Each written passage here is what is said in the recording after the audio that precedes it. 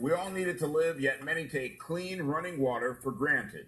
Megan, yesterday, you started sharing with us your opening trip with UNICEF to that refugee camp in Kenya. What is the situation like there? Well, for the nearly 200,000 people who live at the Kakuma refugee camp, water is one of the most critical, of course, of basic needs. And this morning, as most of us wake up to a warm shower, it's tough to think of the children who are not.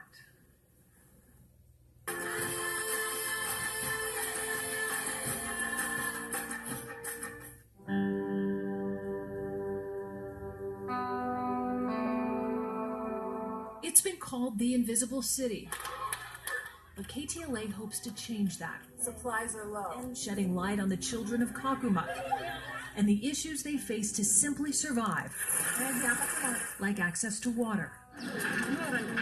On our first day on the grounds, I meet Luan in her small and brutally hot mud hut home. So the biggest challenge for her on a daily basis is finding water. As the monk grimly explains how she's forced to leave her sick 3-year-old little boy home alone as she walks for hours and miles in search of just a drop, our translator quickly chimes in on the crisis. I'm one of the residents here.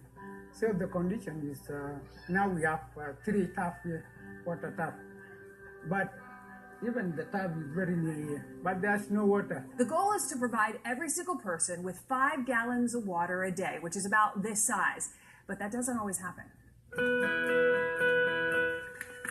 That's why UNICEF is here.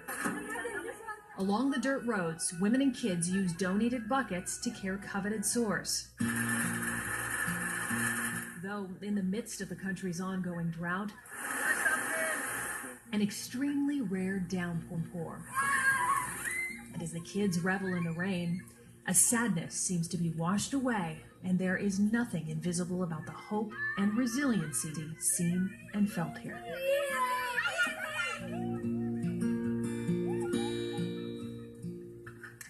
And I want to give you an idea of how heavy these water bottles are, because it's the woman's job there. Right. It's the children's job there. The men actually don't carry it. So we went ahead and asked UNICEF for these bottles. We filled it up.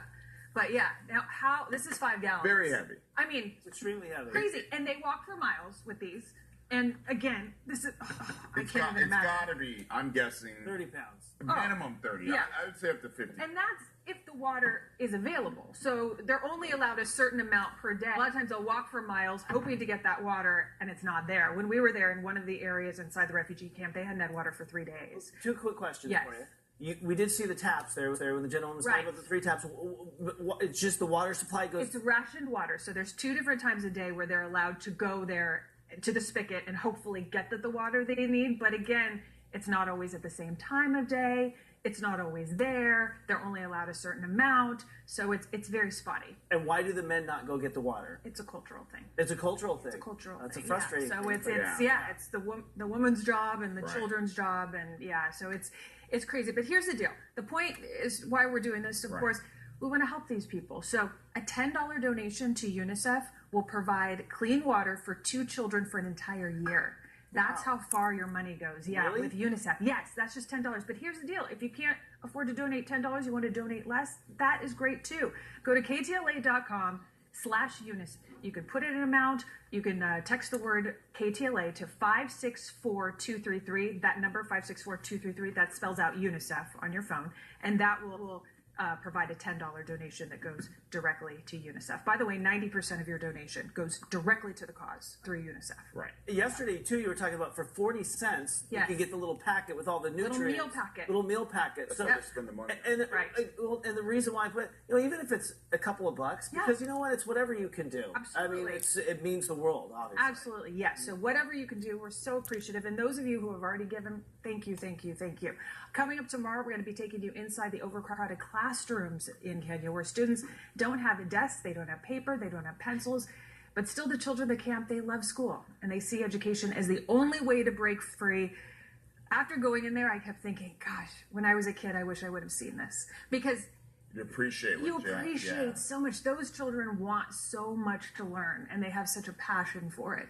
And of course, a lot of us, as children, we're like, school, schmool, So anyway, we hope you join us for that as well.